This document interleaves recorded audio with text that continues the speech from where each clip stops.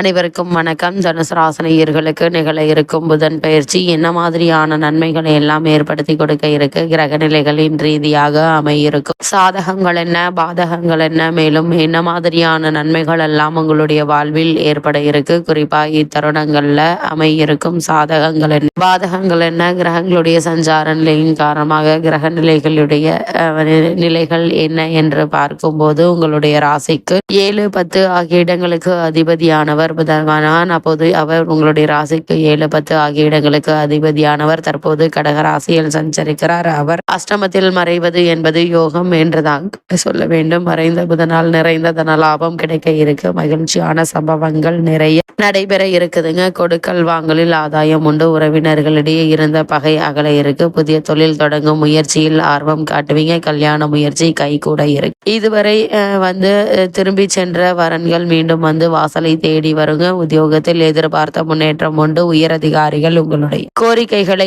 ஏற்பாங்க. குடும்பத்தில் அமைதி அதிகரிக்க இருக்குங்க. அதே போல் பொது வாழ்வில் உள்ளவர்களுக்கு மதிப்பும் மரியாதையும் உயர இருக்கு. தொழில் மற்றும் வியாபாரம் செய்பவர்களுக்கு மந்த நிலை மாறும். உத்தியோகத்தில் உள்ளவர்களுக்கு உயர் அதிகாரிகள் அனுகூலமாக நடந்து கொள்வாங்க. கலைஞர்களுக்கு நட்பால் நன்மை கிடைக்க இருக்கு. மாணவ மாணவிகளுக்கு போட்டிகளில் வெற்றி கிடைக்க இருக்கு. பெண்மணிகளை பொறுத்த வரைக்கும் துணிவும் தன்னம்பிக்கையும் அதிகரிக்குங்க. தொட்டது துலங்கும். எதிர்பாராத பல முன்னேற்றங்களை இப்போது நீங்கள் தாராளமாக எதிர்பார்க்கலாங்க. அதே போல தனுசு ராசினியர்களை பொறுத்த வரைக்கும் இத்தருணங்கள்ல கிரக நிலைகளின் ரீதியாக கூறப்படும் பரிகாரம் என்ன, அது மட்டும் இல்லாம இத்தருணங்கள்ல உங்களுடைய ராசிக்கு உத்தியோகத்தில் உள்ளவர்களுக்கு நீண்ட நாட்களாக உங்களுக்கு மறுக்கப்பட்டு வந்த பதவி உயர்வு, ஊதிய உயர்வு, உத்தியோகத்தில் கிடைக்க வேண்டிய சலுகைகள் ஆகியவற்றை தற்போது நீங்கள் தாராளமாக எதிர்பார்க்கலாங்க. சிறு முயற்சியிலேயே நல்ல ஒரு முன்னேற்றம் ஏற்பட இருக்கு. தனுசு ராசினியர்களுக்கு கிரக நிலைகளின் ரீதியாக கூறப்படும் பரிகாரம் என்ன என்று பார்க்கும்போது புதன் மற்றும் சனிக்கிழமைகள்ல பெருமாள் ஆலயத்திற்கு சென்று நெய் தீபம் ஏற்றி வைத்து வழிபடுங்க. எண்ணற்ற நன்மைகள் உங்களுடைய வாழ்வில் ஏற்படும் என்பதை கிரக நிலைகள் உறுதியளிக்குது.